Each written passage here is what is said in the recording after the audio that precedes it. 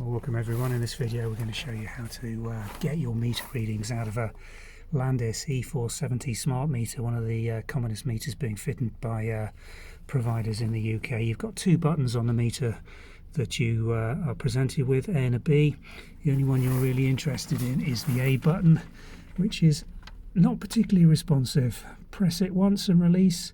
Sometimes you have to hold it for a couple of seconds. You can see that that's given me a LCD display showing that all the functions on the LCD are working. Press it again and release. It shows it in credit mode and the balance. Press it again. And you see if you do it too quickly, it doesn't work. You sometimes have to hold it for 1-2 seconds and release, and then it's moved on to the time. Press it again and release. Moves on to the date.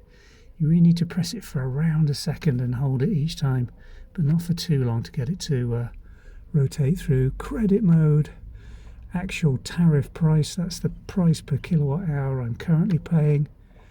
That's the standing charge per day, 52 pence. That's my MPAN, which is the meter point access number. That's worth quoting on this meter if you ever have to talk to anybody about a problem with it. And then by pressing it through, you finally get round to total axle import. Now that is the meter reading in kilowatt hours, 54,134. If you press it again, it shows you if anything's been exported.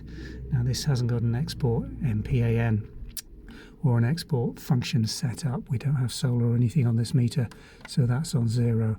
The meter balance, 225.16. I'm not sure what that is. It's not the same as the total import. And my customer ID number, obviously that's going to start showing you on your specific contract, but isn't specific to the meter function.